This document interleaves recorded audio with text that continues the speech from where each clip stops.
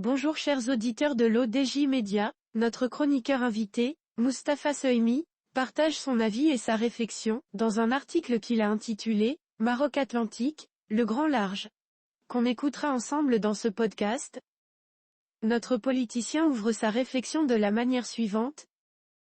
Dans son discours du 6 novembre, le roi a réaffirmé la vocation atlantique du Sahara, dont le littoral est bien placé pour s'insérer dans la mise à niveau de cette façade maritime, qui compte pas moins de 23 pays. Une vision stratégique s'impose pour l'essor de la coopération dans l'espace maritime de l'Atlantique Sud, et le Maroc dispose d'acquis et d'une expérience qui peuvent être d'une grande utilité. Notre chroniqueur invité commence par expliquer au début de son article. Voici une semaine, Sa Majesté le Roi a prononcé un discours à la nation à l'occasion du 48e anniversaire de la Marche verte. Il a rappelé cette épopée, et a mis l'accent sur la position de plus en plus avantageuse et consolidée de la cause nationale, tant au Conseil de sécurité, avec la résolution 2703 du 30 octobre dernier, qu'auprès de puissances influentes, dont la France. Il a enfin mis en relief le développement des provinces méridionales du royaume depuis près d'un demi-siècle, et en particulier depuis son annonce du programme quinquennal de quelques 80 milliards de dirhams à la Aïoun, le 6 avril 2015.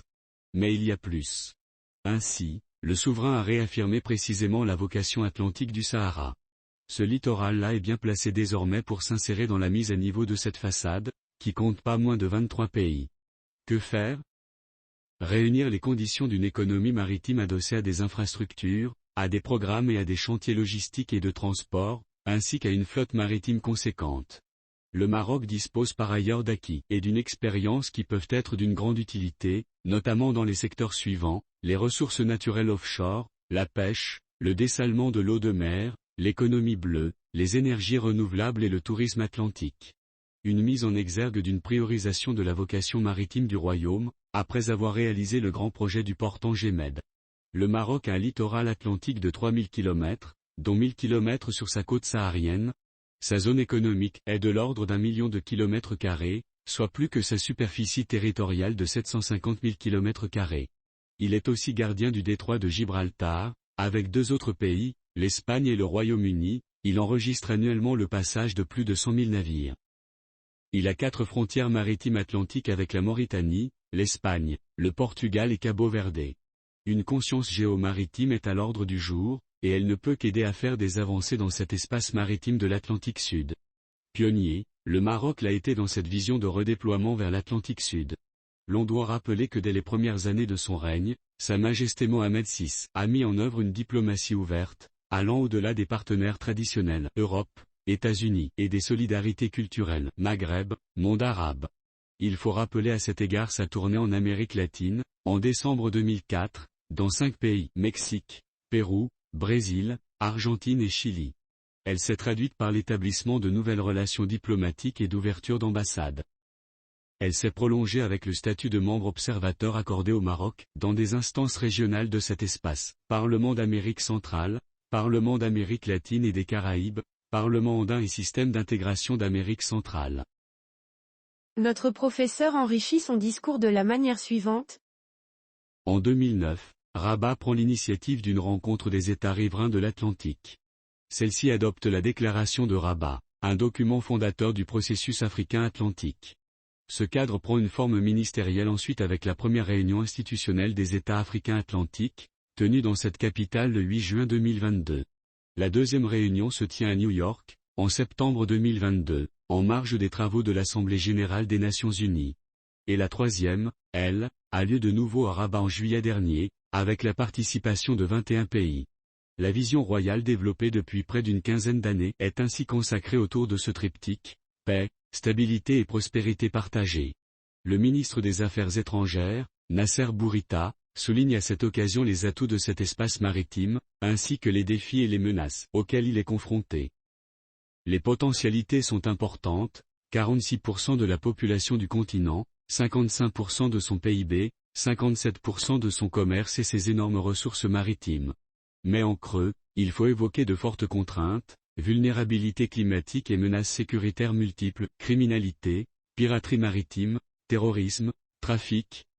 Le Maroc met en avant depuis des années un référentiel d'action articulé autour de ses priorités, valorisation du potentiel de l'espace maritime, mobilisation des champs de coopération, partage d'une vision et d'action commune, action collective, réponse aux impératifs de développement durable et de sécurité. Dans son discours du 6 novembre, Sa Majesté le Roi a appelé aussi à la structuration de l'espace africain atlantique. Un cadre institutionnel est à mettre en place, sur la base d'une nécessaire coordination autour de thèmes stratégiques et de secteurs structurants. Il permettra des positions unitaires sans pour autant faire concurrence à des organisations régionales ou à des configurations africaines. S'approprier finalement l'Atlantique en ne lui tournant pas le dos, voilà l'axe et l'enjeu de l'approche marocaine.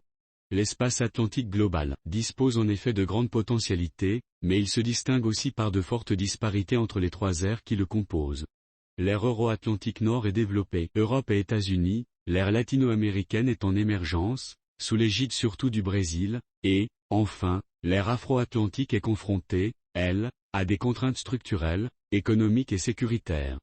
Quelle piste de mobilisation et de valorisation du potentiel de coopération au sein de l'Atlantique Sud? Une vision stratégique s'impose à l'évidence. Elle pourrait aider et même conforter la centralité stratégique de cet espace.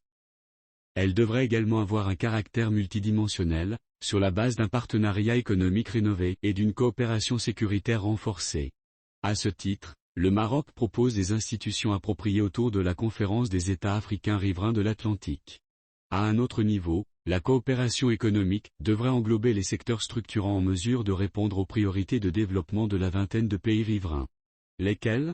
L'agriculture et l'exploitation des complémentarités, pour mieux appréhender la problématique de la sécurité alimentaire, l'industrie, avec des mégaprojets et un partenariat gagnant-gagnant, les énergies renouvelables, et enfin les infrastructures portuaires, connectivité, flotte marchande. L'auteur conclut son article en ces mots. Dans une telle perspective, le Maroc peut être un aiguillon dans tous ces domaines, dans la mesure où il dispose d'atouts et d'une capitalisation d'expérience, dont l'expression la plus notable est le modèle de développement des provinces sahariennes récupérées. Les lignes de force de cette démarche de coopération sont nombreuses, partenariat avec des pays de l'Atlantique Nord, États-Unis, France, relations prometteuses avec des pays de l'ère atlantique latino-américaine, notamment le Brésil, coopération économique triangulaire, avec certains des pays européens positionnés en Afrique, France, Portugal, pour des communautés d'intérêts croisés, mobilisation de l'accord de libre-échange entre le Maroc et les États-Unis dans un double sens, celui de l'élargissement de l'offre exportable marocaine et celui de l'attrait des investissements directs américains destinés à l'Afrique et aux pays de la façade atlantique. Le Maroc opère une réappropriation de l'Atlantique, une sorte de reconquête historique, culturelle et économique, à laquelle il entend associer les pays riverains de la façade sud, une vision mobilisatrice ouvrant de nouveaux horizons de coopération et de développement. L'appel du grand large. Rédigé par Mustapha Sohimi. Merci d'avoir écouté ce podcast de l'ODJ Média. N'hésitez surtout pas à nous suivre sur nos réseaux sociaux, Instagram, Facebook, TikTok, LinkedIn et Twitter. Alors, on se dit au prochain podcast de nos chroniqueurs invités, et à très bientôt.